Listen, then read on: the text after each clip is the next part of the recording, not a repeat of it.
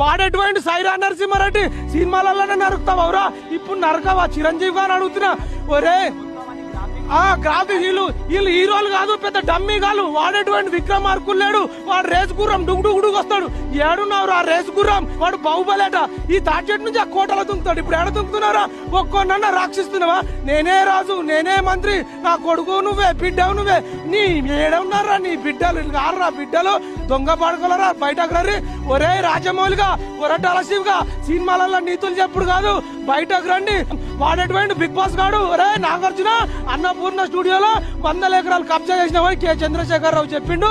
మీరు దొంగలు ఊరు పంచుకుంటారు. సినిమాలలో భూములు కబ్జాలు చేసిన వాళ్ళని అంటారు ఈ దొంగ పడకోలు.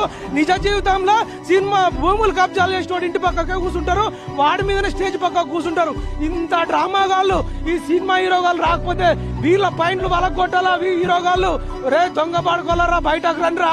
వాడు నిన్న చిరంజీవి గారు జయప్రదతో ఎగురుతుడు. 60 ఏళ్ళ వయసులో ఎగురుతావురాను. మా కోసం ఏం చేస్తారా మీరు? ఈ సినిమా హీరోలు కావాలని మనం ఎంబట పడాలా? ఇంకెవడన్నా మిగిలిండ హీరోగాళ్ళు?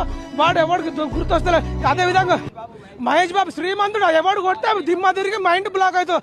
ఎందుకు కొట్టావు ఎవరే? మహేష్ బాబుగా వీడే డ్రంక్ అండ్ డ్రైవ్ లో దొరికింది. నిన్న వీడు కొట్టాడా? ఈ దొంగ పడుకోలు కొట్టారు, మనల్ని రెచ్చగొడతాడు. ఆ శ్రీమంతుడు ఆడు సైకిల్ మీదనే పోతాడు సినిమాలలో. ఇప్పుడు బెంచ్ కార్లో పోతాడు. ఇంత లంగాలు వచ్చింది. ఈ ఆయిల్ కొనండి, ఈ షాంపూ కొనండి, సంతూర్ సబ్బు కొనండి, ఈ థమ్స్అప్ తాగని చెప్పి ఈ దొంగ పడుకోలు మన వల్ల కోటీశ్వర్లు అవుతారు. మన కోసం ఒక్క మాట సాయం చేస్తలే. కాబట్టి హీరో వాళ్ళని ముట్టాడిద్దాము.